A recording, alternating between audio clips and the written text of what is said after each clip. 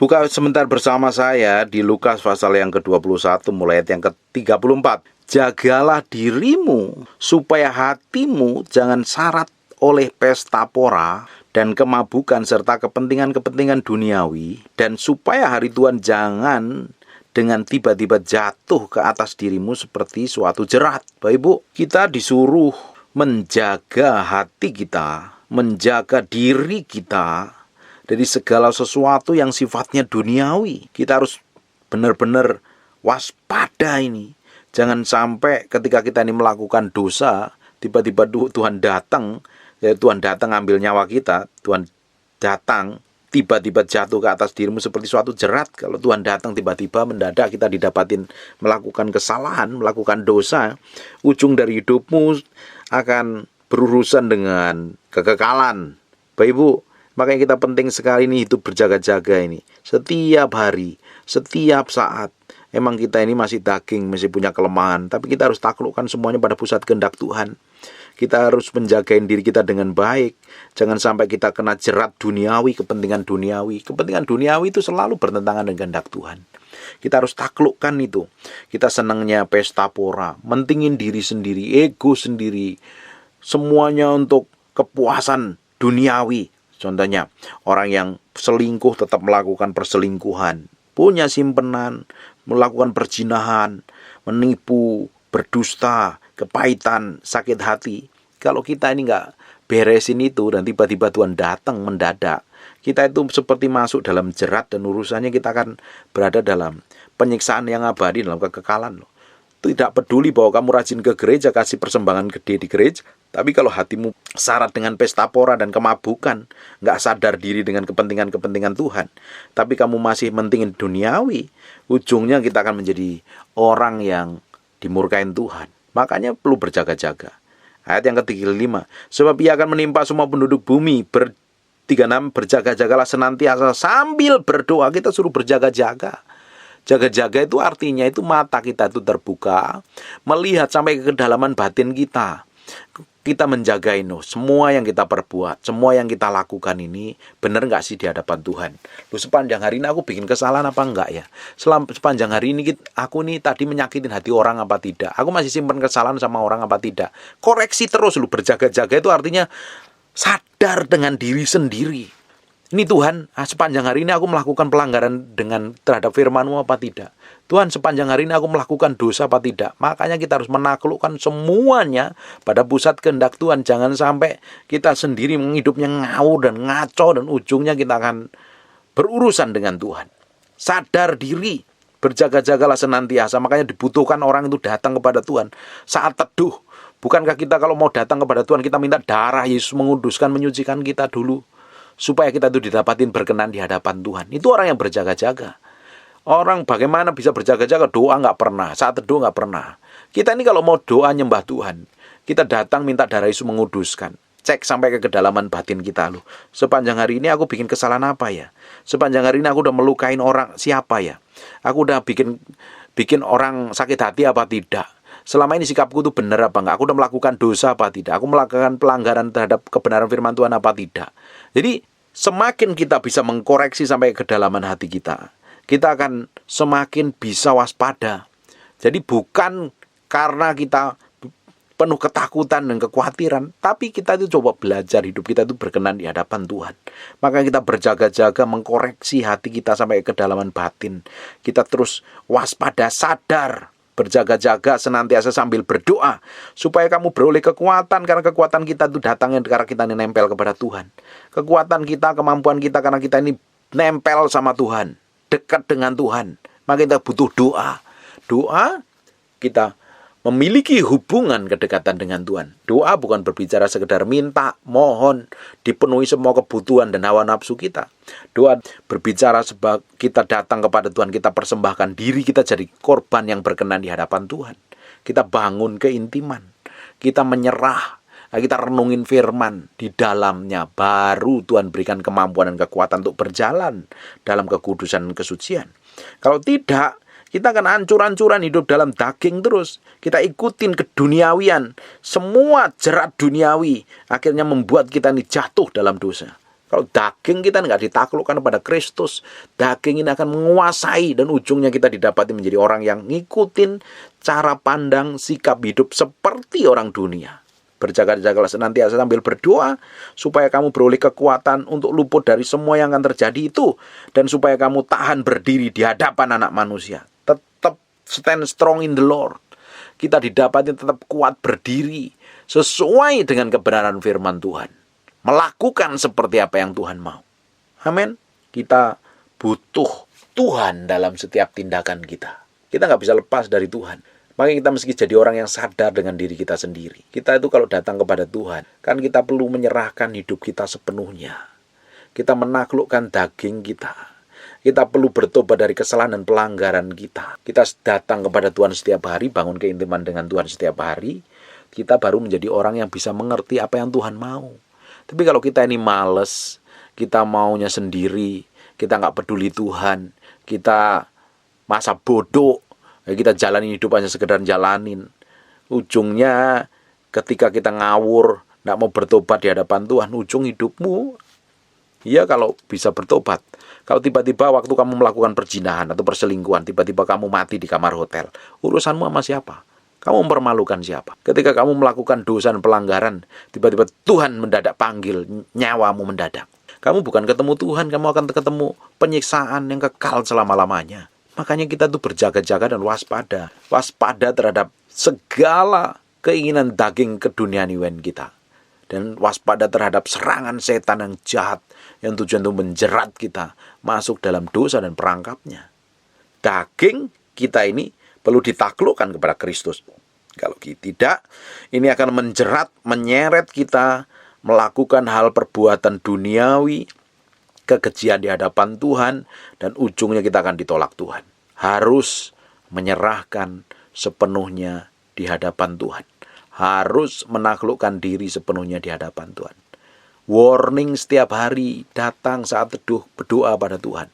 Saya percaya loh kalau orang itu memiliki hubungan kedekatan dengan Tuhan, Tuhan pasti kasih alarm, kasih warning setiap hari.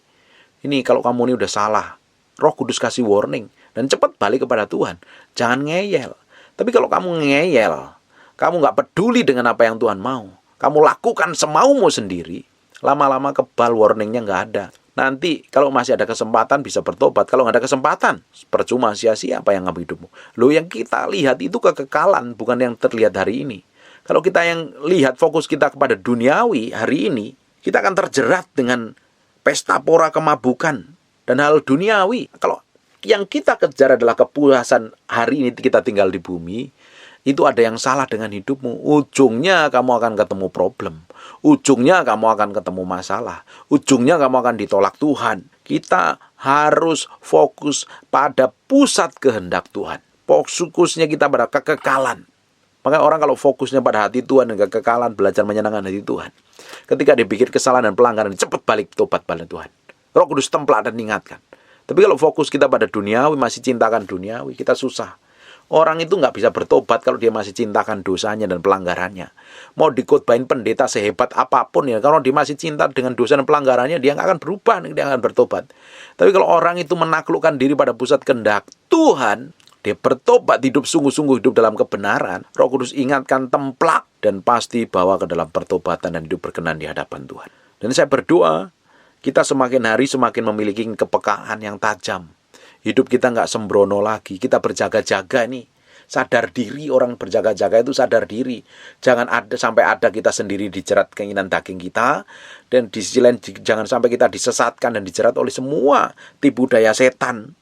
Kalau tidak, kita nanti akan hasil hidup kita tidak akan berkenan di hadapan Tuhan. Waspada terhadap semua tipu daya setan. Bapak Ibu, di dalam perjanjian lama, kalau orang itu nggak berjaga-jaga dan waspada, dia akan digagahin musuhnya. Musuh ditaklukkan musuhnya dan diperbudak. Di perjanjian lama selalu dipakai lambang musuh, dikuasain musuh, ditawan, dijadikan budak. Tapi di dalam perjanjian baru, musuhmu bukan musuh fisik, musuhmu adalah roh jahat. Kalau kamu dimulai dengan kita harus menaklukkan keinginan daging kita, hawa nafsu kita. Kalau itu nggak bisa ditaklukkan, ujungnya kita akan diseret dan dikuasai oleh roh jahat. Caranya berbeda dalam perjanjian baru. Setan yang berkuasa yang akan menjerat kita, nyeret kita, ujungnya mati dalam kekekalan loh. Mati dalam penyiksaan yang abadi. Kita kan harus mengejar perkenanan Tuhan. Kita harus belajar berkenan di hadapan Tuhan. Kita harus menaklukkan daging kita. Sepanjang tahun ini saya akan ngomong tentang penaklukan daging kita. Kok pikul salib sangkal diri kok. Memang itu harus penting itu. Itu harus diberitakan itu. Kita nggak bisa dinabubukkan dengan khotbah motivasi yang menyenangkan jiwamu, tetapi ujungnya menjerat kamu hidup dalam dosa dan tidak berkenan di hadapan Tuhan. Sampai hari ini pun saya belajar matiin daging. Saya pikul salib sangkal diri. Tidak enak rasanya, tapi saya harus menaklukkan diri saya di hadapan Tuhan, supaya saya dapat jadi korban yang berkenan di hadapan Tuhan. Bagaimana mungkin hidup kita menjadi korban yang berkenan dan berbau harum di hadapan Tuhan, tapi hidup kita najis, bobrok, rusak, dan kacau. Ngikutin cara duniawi, kelakuan seperti orang dunia. Bukan jadi persembahan yang berkenan di hadapan Tuhan, persembahan yang baunya busuk, yang menyengat, yang melukai hati Tuhan. Kita harus berjaga-jaga sungguh-sungguh. Tidak ada solusi lain. Kita harus menaklukkan diri kita sepenuhnya kepada Kristus. Kita harus menaklukkan pikiran kemauan kita. Kita harus sungguh-sungguh hidup di dalam sikap hati yang benar di hadapan Tuhan. Amin. Kita berjaga-jaga terhadap semua tipu daya setan. Kita berjaga-jaga terhadap semua pengajaran-pengajaran yang sesat. Kita berjaga-jaga dengan diri kita sendiri sadar. Jangan sampai kita dijerat dengan keinginan daging kita yang menyeret kita masuk dalam dosa dan pelanggaran terhadap Tuhan. Kita harus didapati menjadi orang yang berkenan di hadapan Tuhan. Di Matius 24 ayat 42, karena itu berjaga-jagalah, sebab kamu tidak tahu pada hari mana Tuhan datang. Kita harus berjaga-jaga. Ketika Tuhan datang, bisa Tuhan datang di awan-awan permai menjemput kita. Tuhan juga bisa datang secara pribadi menjemput kita secara personal. Kita mungkin berjaga-jaga, koreksi sampai kedalaman batin kita. Hari ini bikin kesalahan apa? Kamu masih berzina, kamu masih berdosa, melakukan pelanggaran, jadi simpenan orang, masih sakit hati, kepahitan, dendam, jengkel, hidupmu masih ngaco. Hati-hati kalau Tuhan datang mendadak. Urusanmu bukan dengan dirimu sendiri, kamu berurusan dengan kekekalan loh. Kamu hidup dalam kekekalan bersama Yesus Kristus, atau kamu hidup dalam kekekalan dalam penyiksaan yang abadi. Makanya kita harus waspada, berjaga-jaga. Kalau berjaga-jaga terhadap diri kita sendiri itu dibutuhkan setiap hari. Kita bergaul dengan kebenaran, ngerti firman. Makanya kita menjadi orang yang semakin hari semakin diubahkan dengan kebenaran. Amin. Tuhan bisa datang kapan saja. Selama hari ini kau dengar firman, balik dan bertobat di hadapan Tuhan. Masih ada kesempatan. Jangan bahagia dan bangga dengan kamu melakukan dosa. Saya tahu ada beberapa orang yang hidup dalam perzinahan dan bangga dengan hidupnya, hidup dalam perselingkuhan dan bangga dengan hidupnya. Selama kau dengar firman ini, bertobat dan balik. Jangan sampai tiba-tiba Tuhan datang menjemputmu dan kau didapatin tidak kudus, tidak berkenan di hadapan. Satu, kalau kau dipanggil mendadak, kamu hidup dalam dosa, kamu sendiri yang rugi, kamu sendiri akan dibinasakan dalam kekekalan. Keluarga orang yang kamu cintai juga terluka. Bayangin Bapak Ibu, orang yang sedang selingkuh atau sedang berzina atau mempunyai istri simpenan, tiba-tiba dipanggil Tuhan mendadak sedang dalam kondisi seperti itu. Yang rugi siapa? Yang malu siapa? Keluargamu akan malu, dipermalukan setan. Yang mempermalukan setan karena perbuatan. Dan hidupmu mati dalam kekekalan. Bukankah jauh lebih baik kita datang kepada Tuhan, menyerahkan hidup kita sepenuhnya di hadapan Tuhan? Kalau kita ini mau ngikutin kepuasan duniawi, kepuasan daging, dunia tidak pernah memberikan kepuasan. Selalu kita akan haus dan lapar akan kepuasan duniawi. Contoh saja seks itu nggak bisa dipuaskan. Selalu haus, pingin dipuaskan dengan keinginan satu yang lain. Dan itu hanya bisa dipuaskan kalau kita ini menyerah sepenuhnya di hadapan Tuhan kok. Kita puas dengan pasangan hidup kita. Kalau diikutin, itu akan menelan, menghancurkan itu. Kita harus taruh sepenuhnya di hadapan Tuhan. Keinginan daging kita, hawa nafsu kita, keserakahan kita, ketamakan kita, ego kita, harga diri kita. Itu tidak bisa dipuaskan. Sampai bumi ini lenyap pun nggak bisa dipuaskan. Itu hanya perlu ditaklukkan, ditundukkan kepada Kristus. Yesus yang sanggup memuaskan sepenuhnya. Kalau diikutin, akan menelan kita dan menjerat kita jatuh dalam dosa. Dan didapatin kita nggak berkenan di hadapan Tuhan. Ujungnya kita akan ditolak Tuhan. Nggak ada lain kecuali kita itu belajar berkenan di hadapan Tuhan. Berjaga-jaga dan waspada. Koreksi batin kita yang terdalam. Jagain sikap hati kita. Kita harus berjaga-jaga setiap hari. Kalau dipanggil Tuhan sudah siap. Kalau Tuhan datang sudah siap. Jangan sampai Tuhan datang jemput kita dari awan-awan permai malah kita ditinggal. Kita nanti masuk dalam aniaya antikristus. Iyalah kalau kamu kuat. Kalau kamu kuat kamu murtad. Kalau kamu murtad kamu masuk dalam kekekalan penyiksaan neraka selama-lamanya. Makanya hari ini berjaga-jaga. Kita jagain diri kita sendiri. Jagain sikap kita. Kita belajar terus melakukan yang terbaik seperti yang Tuhan mau. Belajar melakukan kebenaran sekalipun itu menyakitkan, tidak enak dalam diri kita. Tapi kita lakukan yang terbaik untuk Tuhan. Kita senangkan hati Tuhan. Kita muliakan Tuhan. Amin. Berjalan terus dalam kekudusan setiap hari. Berjalan dalam kesetiaan, dalam ketekunan setiap hari. Kita akan terus menyenangkan hati Tuhan. Berdoa, bertekun dalam doa, dan berjaga-jaga, serta mengucap syukur. Di Kolose 4 ayat yang kedua, bertekunlah dalam doa. Kita harus tekun berdoa, karena doa adalah sebagai kekuatan kita nempel kepada Tuhan. Kita seperti handphone yang kehabisan baterai, waktu kita berdoa itu seperti dicolokin di aliran listrik dan handphone itu mulai terisi. Doa adalah kekuatan kita. Doa adalah napas hidup kita harusnya. Jadi sumber power dan otoritas dalam hidup kita. Doa.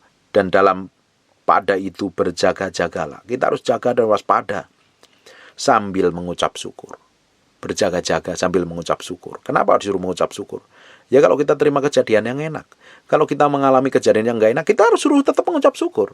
Mau kita mengalami hal enak, ataupun kita mengalami hal yang gak enak, kita harus belajar mengucap syukur. Menikmatin semua kasih setia Tuhan. Menikmatin semua kebaikan Tuhan. Apa yang kita kerjakan, apa yang kita lakukan, harus menyenangkan hati Tuhan. Harus menyenangkan hati Tuhan. Waspada dan berjaga-jaga. Jangan sampai kita ditipu setan, ditipu keinginan daging kita, dan ditipu oleh pengajaran-pengajaran sesat. Makanya kita itu waspada, belajar firman terus. Orang yang belajar firman ngerti kebenaran. Orang yang ngerti kebenaran itu susah disesatkan. Karena apa? Tahu persis. Kalau nggak benar ya Tuhan kasih kepekaan. Bagaimana mungkin kita bisa disesatkan kalau hidup kita tuh ngerti kebenaran. Orang yang nggak ngerti kebenaran kan sudah disesatkan oleh pengajaran-pengajaran yang ngawur, pengajaran-pengajaran palsu. Kita harus menyerahkan sepenuhnya ke hadapan Tuhan. Biar Tuhan sendiri yang beracara dalam kehidupan kita. Semakin hari kita semakin dibawa dalam pusat kehendak-Nya. Amin. Saya berdoa Bapak Ibu, semakin hari kita semakin didapatin berkenan di hadapan Tuhan. Kita terus waspada dengan diri kita sendiri. Dengan perbuatan daging dan kecemaran serta hawa nafsu. Supaya kita nggak diseret dalam kemabukan dan pesta pora. Dan ujungnya kita akan ditolak Tuhan. Kita harus waspada setiap hari. Berjaga-jaga, berdoa dan mengucap syukur. Belajar hidup berkenan seperti apa yang Tuhan mau. Sekalipun mahal harganya. The best yang kita bisa lakukan untuk Tuhan hanya menyenangkan hati. Pikul salib sangkal diri. Matiin segala keinginan kita. Hawa nafsu kita. Kita taklukkan dan tundukkan kepada pusat kehendak Tuhan. Jagain dirimu, jagain hatimu sendiri. Jagalah hatimu dengan segala kewaspadaan. Sebab dari sanalah terpancar kehidupan. Pengen terpancar kehidupan, jagain hatimu dengan waspada. Berjaga-jaga. Jangan sampai kepahitan, jangan sampai sakit hati, jangan sampai kecewa. Jangan sampai melakukan kecemaran dan dosa.